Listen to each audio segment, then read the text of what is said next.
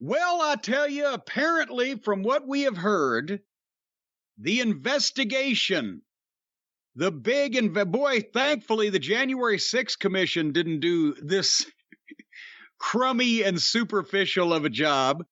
But the January 6th Commission was comprised of professional people seeking the truth instead of children forcing a self-fulfilling prophecy on a billionaire that's in over his head.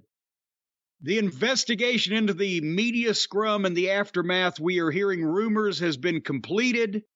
Of course, we've already heard Ace Steel has been let go from AEW because he's the only guy that could actually handle himself in a fight, apparently. Besides Punk, he's the one who did the other part of the damage. We're also hearing rumors that CM Punk is being talked to, at least, for a buyout of his, I assume, multi-million-dollar contract. And there's also now a story going around that the non-compete clause may be a hang-up in those negotiations because apparently Tony wants to have his Punk and eat him too. And it's funny how the whole thing has worked out to benefit the people who instigated the whole thing in the first place.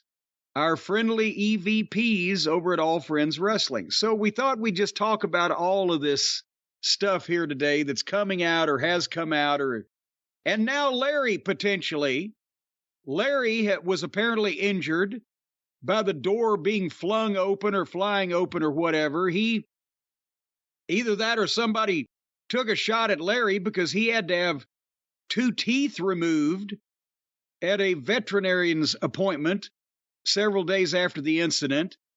And people are now starting to shoot that story down because they haven't heard anything about it up till now. But Brian, maybe that's where we ought to start. Because when this whole thing happened, everybody was told, the people who were involved in the fights, people who were trying to break up the fight, everybody that had any knowledge of the incident or was going to be investigated or was going to be interviewed for the investigation, they were all told, don't say anything. Do not say a word. But all the stories and the leaks that we have heard come out pretty much in an unauthorized version since then have been from the Cucamonga Kids camp, where we hadn't heard anything from Punk's side, as some people are calling it. So I wonder why that is. Is it because maybe, again, I don't know, one side is not running around running their dick liquor behind everybody's back, trying to instigate shit, going to friendly journalists and friendly news outlets that will get their side of the story out to paint them in a more sympathetic light. And one side is doing that. I just think it's been a little uneven. We're the only ones out there in the broadcasting world that's trying to look at this from the obvious face value of it, which is that they didn't want Punk there from the start. I'm talking about the Hardley Boys and old Twinkle Toes, because he exposed them. And Jericho. Well, hold on. These guys he exposed for their limited audience. He exposed them because Tony Khan was sold a bill of goods that these guys were the elite in wrestling because of the, fucking overly hysterical, but unfortunately not numerous indie and New Japan wrestling fans in this country that were just in the bubble and just enamored of them. And he thought that he could fucking put together a national wrestling promotion on their backs. When he found out those backs weren't wide enough to carry it, he had to start bringing in stars. They got somebody that was doing numbers, and they were jealous of it because not only was he doing bigger numbers than they were, but he was doing it with wrestling instead of their brand of convoluted Western swing dancing. So those 3 guys, they needed Punk out of there because he was exposing the whole myth of the elite as this massive, powerful force around wrestling. Jericho, think about this. Without Punk, And if MJF suddenly somehow becomes a babyface, not in terms of being popular with the people, but in terms of acting like a babyface and destroys his appeal, then without Punk or without MJF, Moxley and Danielson just want to wrestle. They don't want to get in anybody's way. They just want to.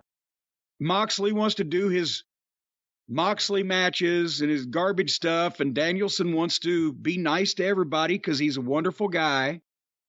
So that means Jericho's a star if Punk's out of the way and MJF is maltreated by the booking. These guys would rather be the big fish in a fucking fish tank than one of the fish in the Atlantic Ocean. And that's what it's been. And they're the ones that ran their mouths from the start. They're the ones that were doing the campaign against Punk from the start. All the friendly journalists that had a stake in whether or not the elite were exposed as indie-rific, fucking not ready for primetime players, were more than willing to lend a sympathetic ear to their viewpoint.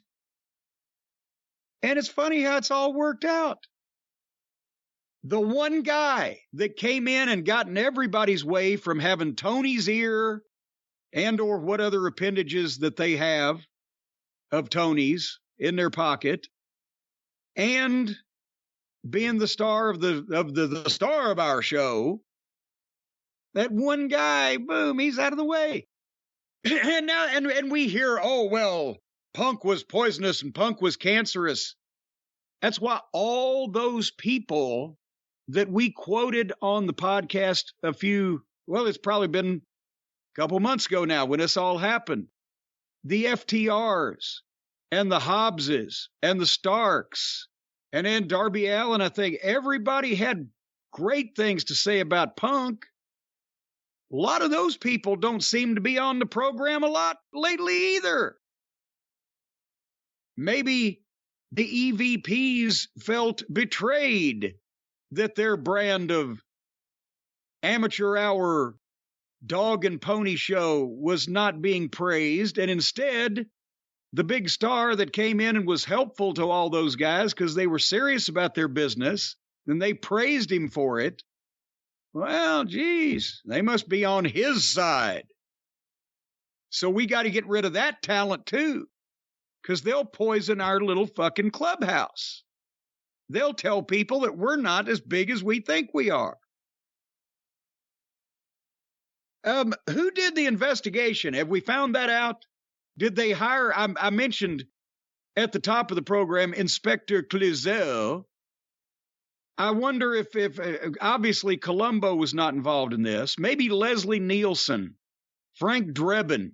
He's done some work in wrestling before. Was he heading the What was the third-party firm? Was it a legal firm? Is there someone who conducts internal corporate investigations that was contacted or consulted? Certainly they didn't leave it to their legal girl, Megan, because she was actually involved in the incident. She was mega. She's a mega star in that world. Yeah, so Megan was there in the room because she apparently trickled down down the hallway and joined the EVPs when they.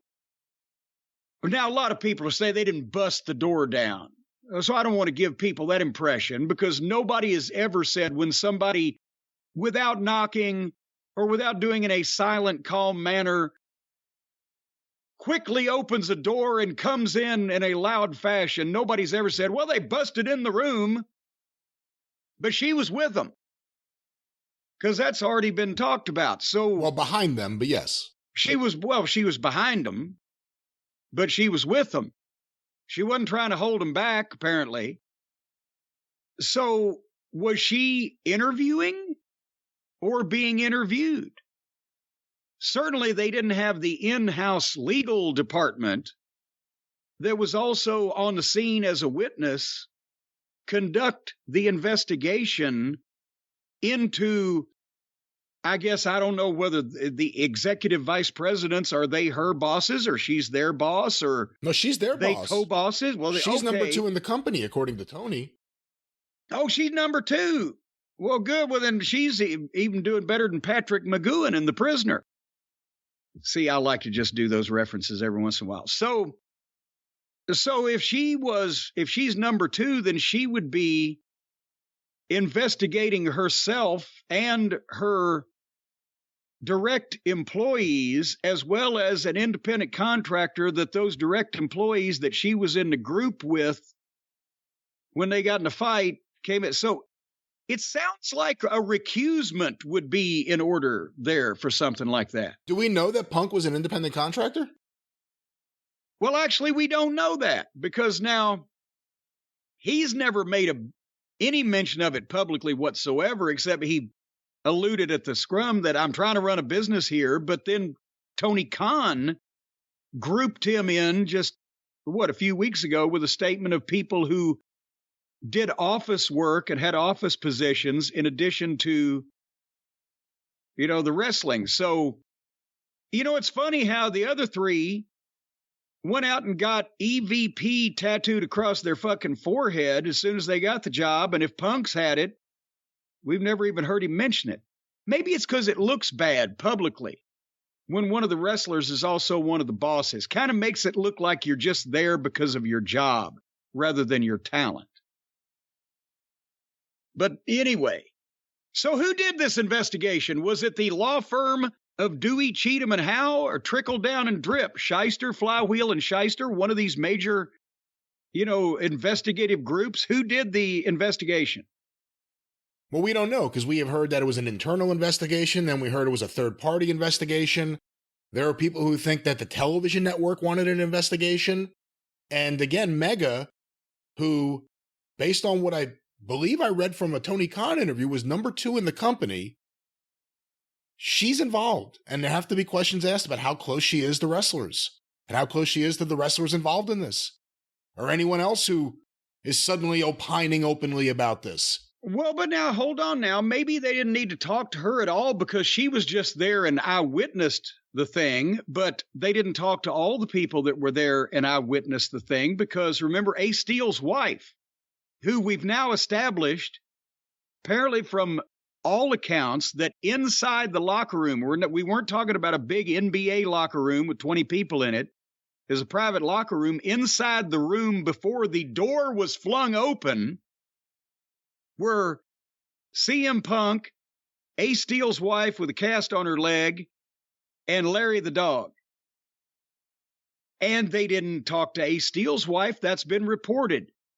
Nobody talked to Ace Steele's wife in doing any investigation. And the reason given was, well, she wasn't involved. She was, I think the quote was, a non-factor. Well, that's the same reason why after the Kennedy assassination, nobody wanted to talk to Abraham Zapruder. He didn't have a goddamn thing to do with it. I may have gone over the heads of some of the kids there, but a lot of the older folks will get it. The point is, when is the last time an investigation was done of anything, and one of the direct eyewitnesses that was there from the start was a non-factor because they just saw it, but they didn't take part in it? What?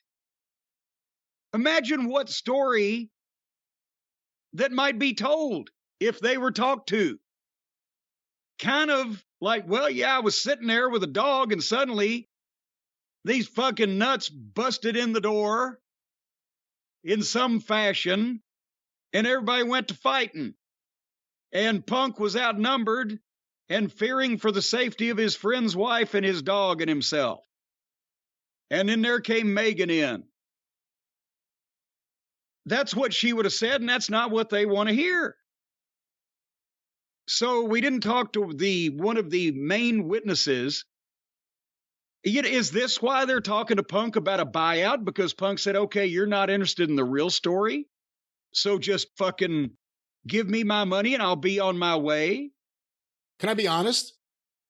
If I were CM Punk, or the way I'm looking at this is where CM Punk has them dead to rights. Because if they're really trying to buy him out of that contract, okay, take the money and go. But if they want a non-compete, what do they have as leverage? if CM Punk wanted to sue them over all this, if there was some sort of suit over any of this, he probably has a good idea what will come out in Discovery.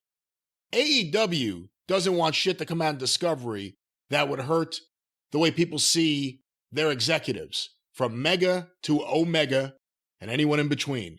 And I think AEW they shouldn't play too much hardball with Punk, because the last thing they want is people knowing various things, and it will come out quickly. Well, because you're not just talking about things related to this case. If there's a civil suit, and by the way, civil suits also do not depend on beyond a reasonable doubt, but on a preponderance of the evidence, they would also be allowed to, through Discovery, be able to focus on or get details on or testimony on any improprieties or bad business, as Dusty would say, involving any of the EVPs before this or in the past, as a history, as a precedent. Oh, yeah. You get your lawyer to contact them and say, make sure you don't delete any emails or text messages, because we're going to go through all of them. That's basically how that works. So, yeah. But in any way, and then, of course, a lot of people got upset when they found out that Larry was injured, in that he had a couple of teeth loosened. He'd already been scheduled to go to the vet, and the vet discovered that a few days later after the incident. And that's now just coming out. And of course, since that sounds bad, because somebody hurting a dog, there was a lot of shit going on there real quick. And now they're trying to shoot holes in that and say that that's not factual. Well, yeah, just because that hurts their fucking case they've put together very carefully. I have something here from the Wrestling Observer newsletter that just came out.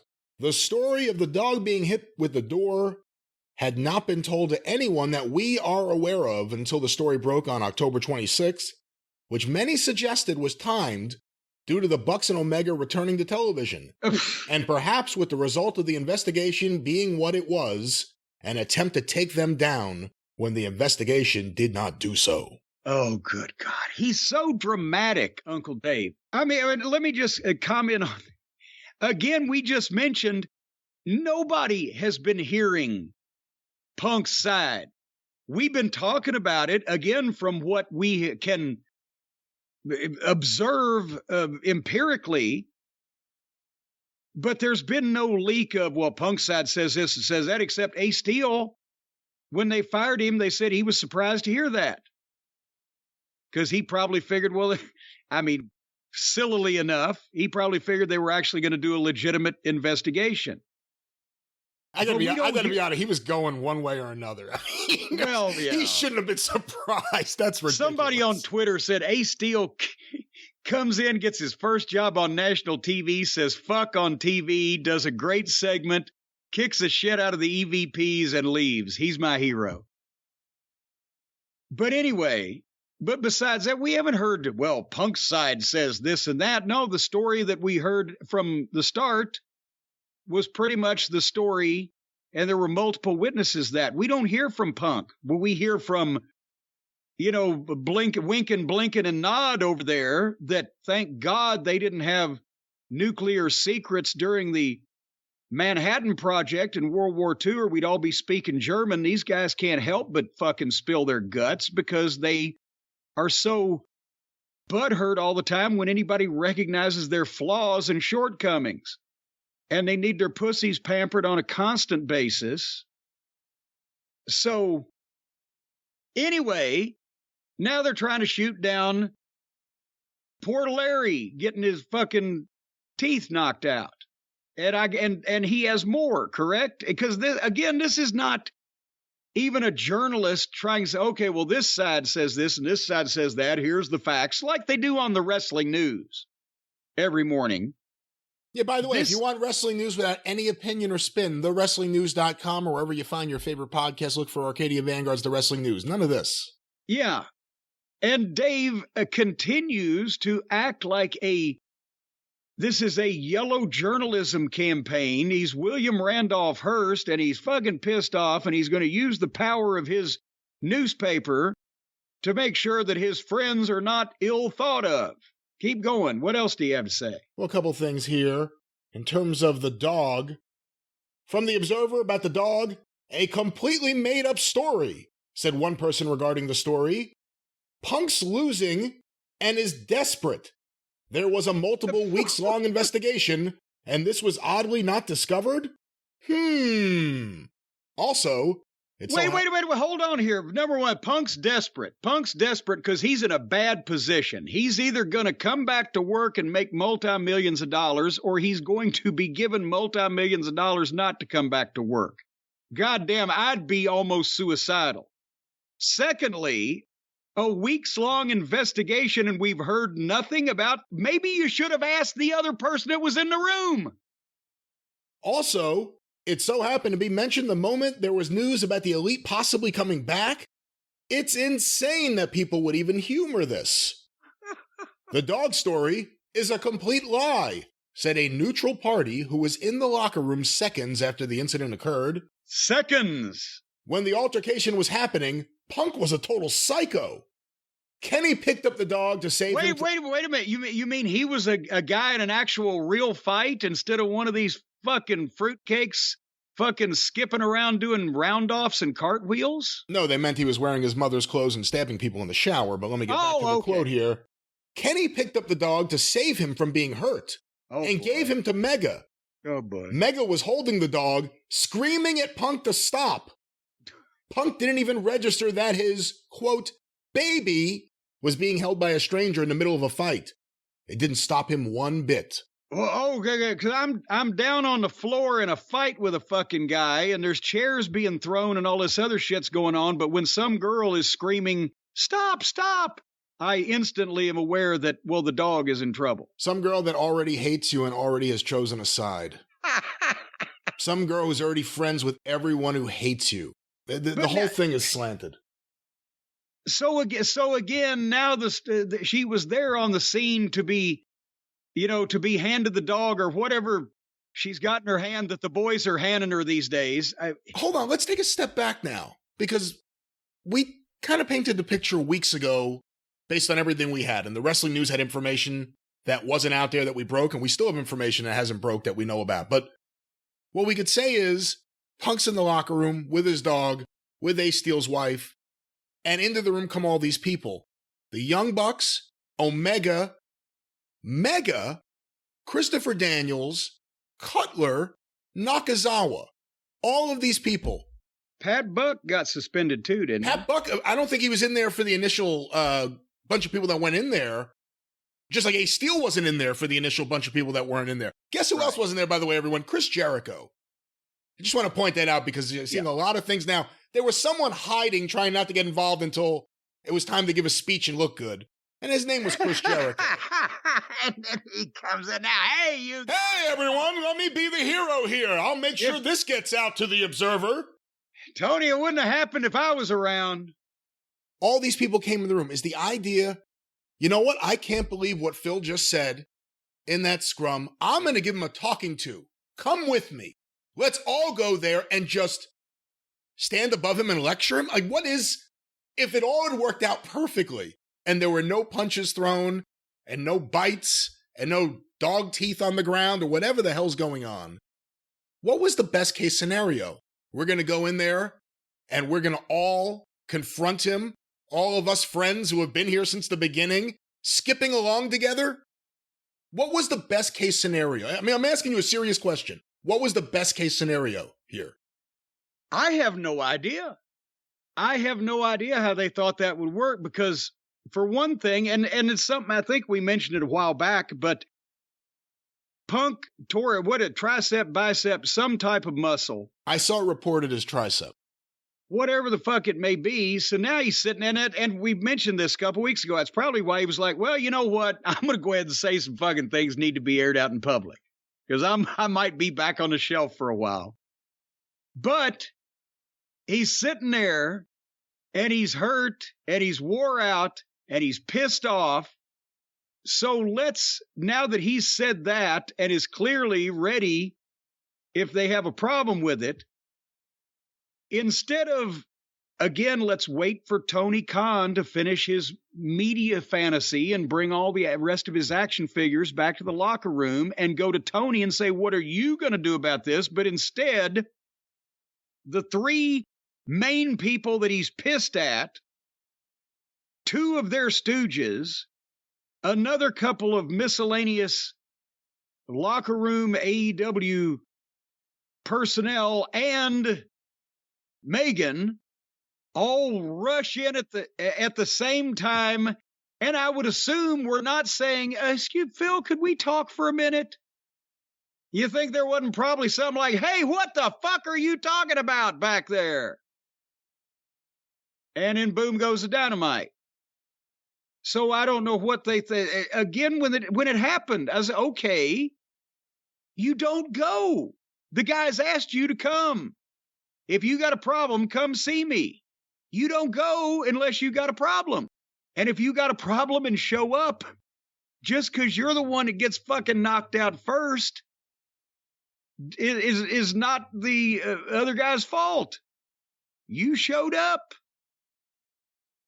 It was a specific invitation. You don't show up if you're an executive. I mean, let's go back to that. Well, yeah. I don't care. He called us out. Hey, if you're on the street, go fucking deal with it.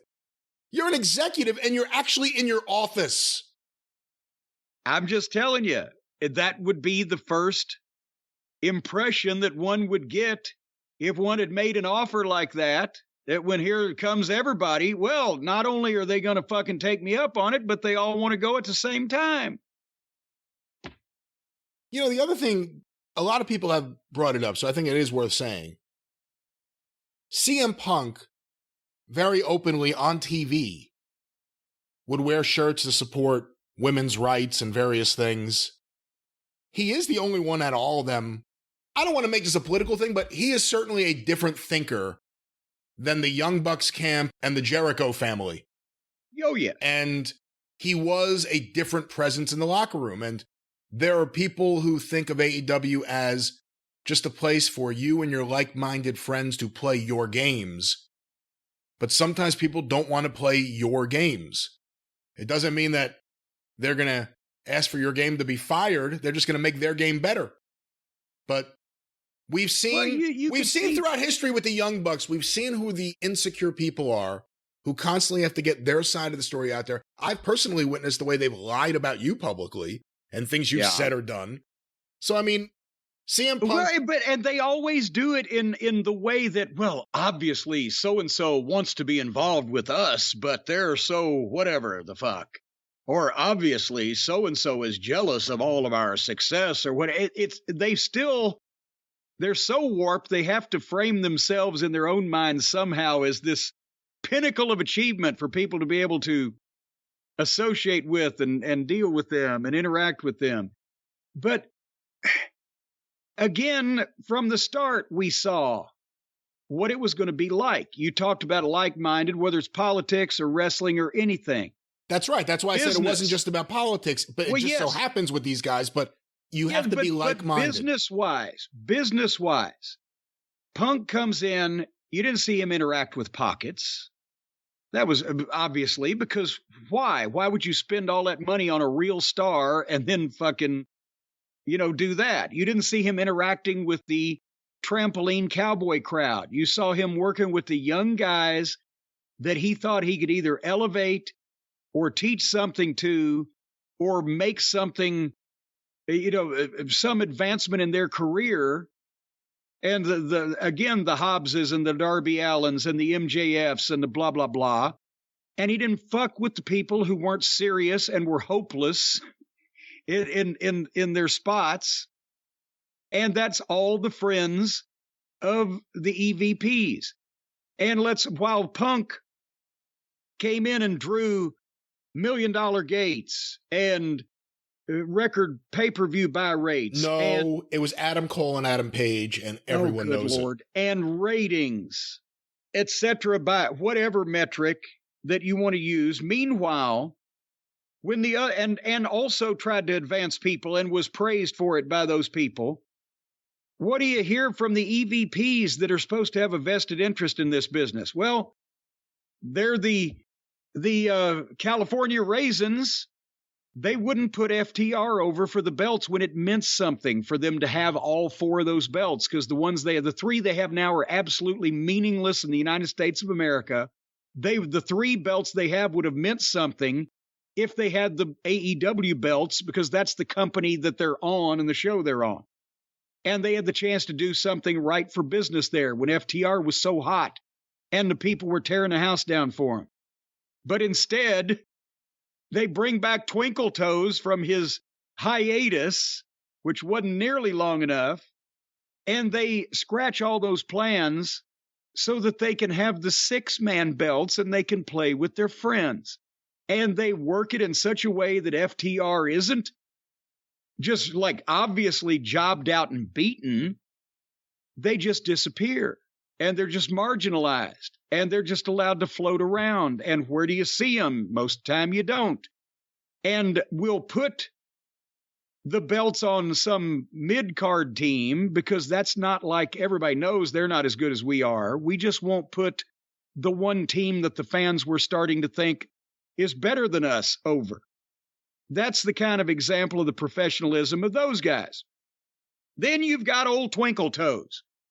I don't really think he knows enough. I don't think he's smart enough to do what Jericho does and manipulate backstage and bury people that are a threat to him and or put them over and kill them with kindness and ask for their shit to be changed so they won't be a threat to him.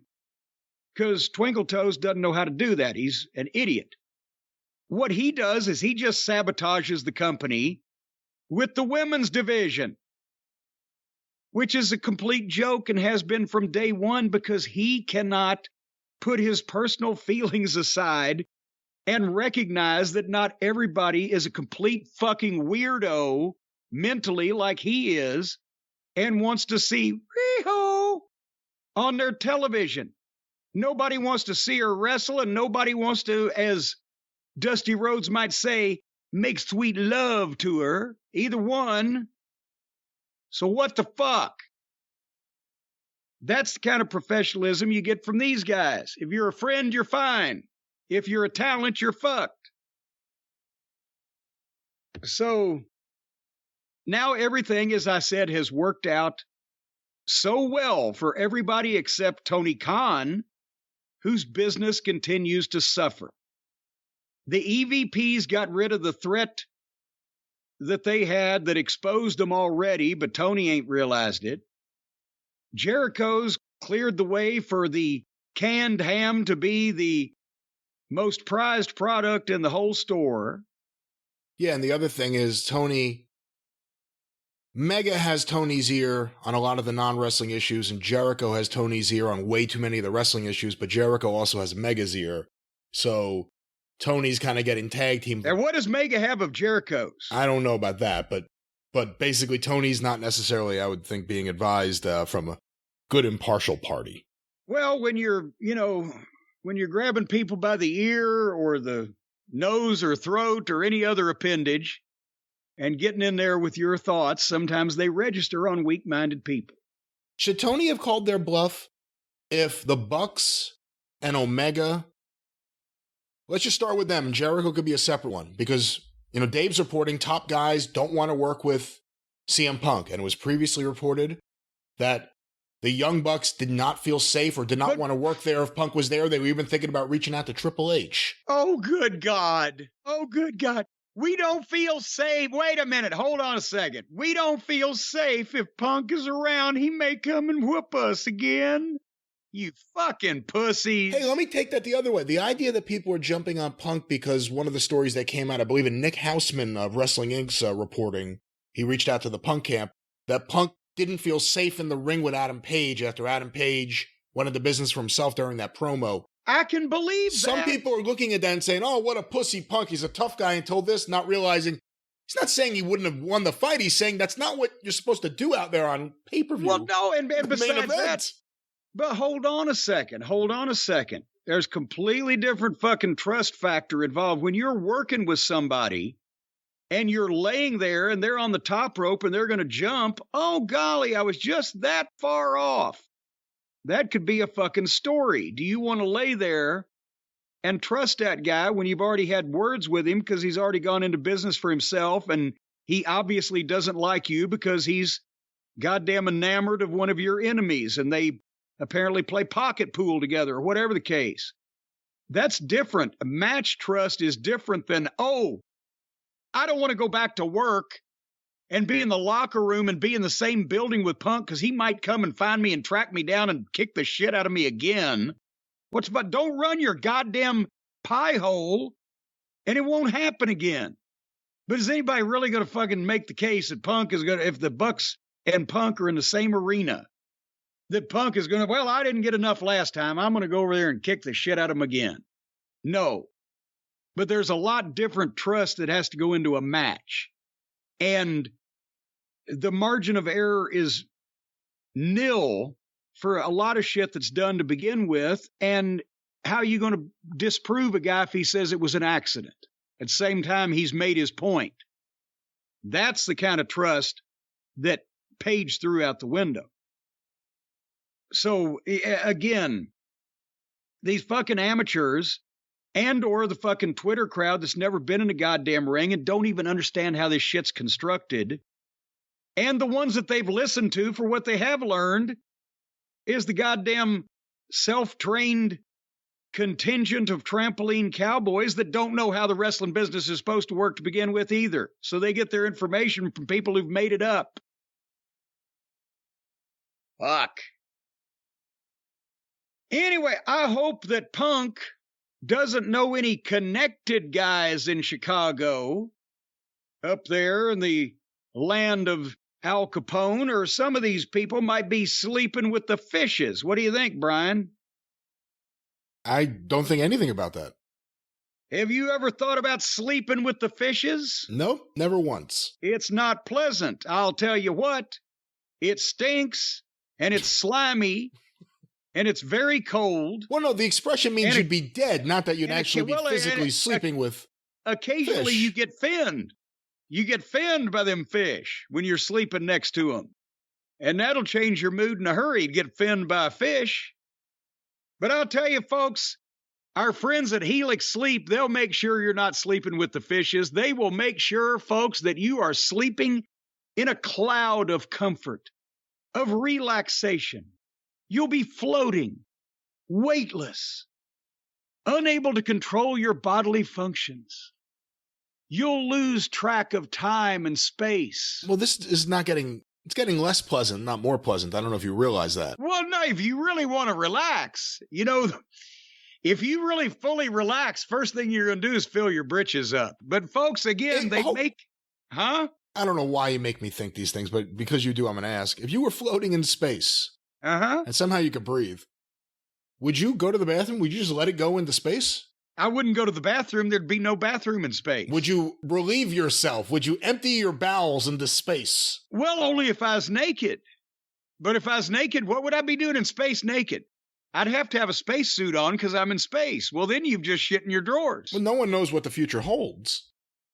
Could you be naked with just like a helmet with breathing apparatus on, and then you could be naked as a jaybird, just letting it all hang out there like you were the day you were born?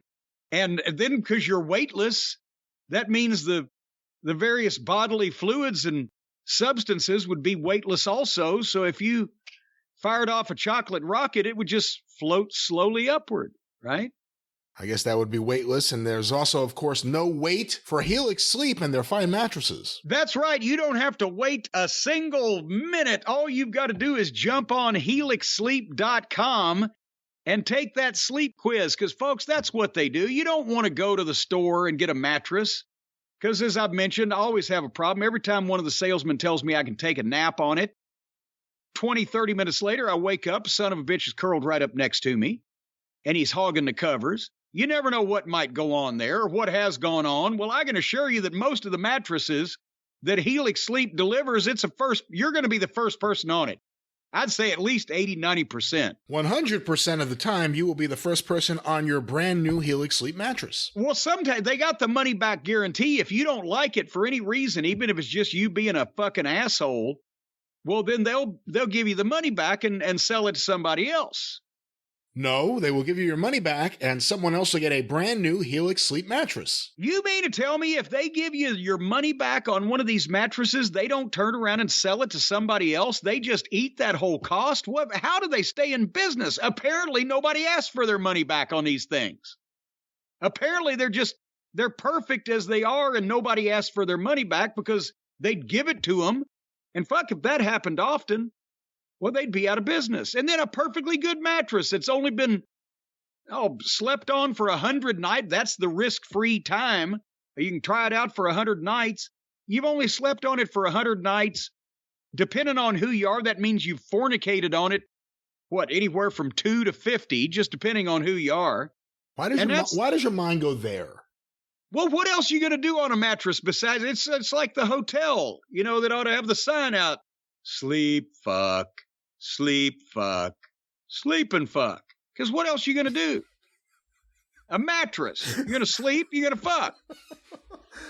And apparently, every once in a while, the kids in Cucamonga will practice wrestling moves on them, but we don't recommend that. You could hurt your mattress. It's such a unique idea. It's going to be the next Marriott chain. Marriott's Sleep and Fuck. Marriott's Sleep and Fuck. And they'll have Helix Sleep mattresses in them, folks, because, again, everybody's unique. Everybody is shaped differently, and everybody sleeps differently. And that's why the mattresses that Helix Sleep sells you, they're mostly shaped the same. They don't really make the mattress shaped like you. It's big enough for you to be on.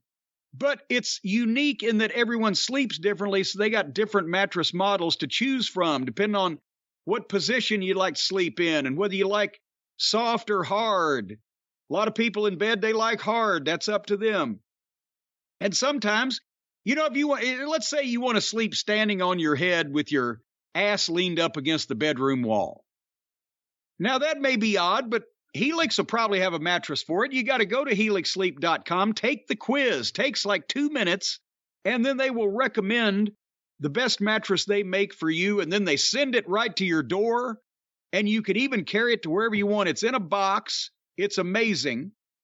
And once you cut the box open, it just kind of, it doesn't spring to life. It blossoms to life. It's not going to put your eye out or anything.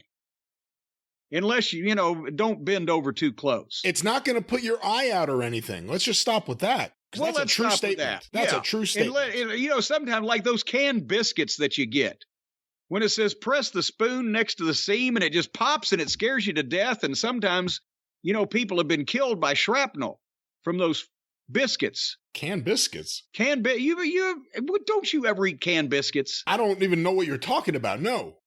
The Pillsbury canned biscuits. The biscuits that you bake in the oven? Yes, they come in a can. You pop the can open. It's a violent opening. I've never heard anyone they're under call pressure. It that. I've never heard anyone call it the canned biscuits. The canned biscuits. Well, a Helix mattress is under pressure. So you got to open it again. Just allow a little room. But nevertheless, you won't feel any pressure on a Helix sleep mattress because it will send you into a medically induced coma-like sleep that you will wake up from most of the time. Chances are. It will send you into a very normal, relaxing sleep, which you will wake up from. Yes. Period. The preponderance of evidence indicates that most of you will wake up feeling refreshed. But you don't want to take my word for it. They've been awarded the #1 mattress pick by GQ and Wired Magazine. I didn't know that GQ and Wired Magazine joined forces. No, they're two separate entities. That for cocaine addicts that dress well, GQ and Wired? I don't know if the cokeheads read GQ anymore. It's even recommended, folks, by multiple leading chiropodists and doctors of sleep medicine. Chiropractors. They're one of those medical professions. And once again, a guarantee, risk-free, and a 10 to 15-year warranty.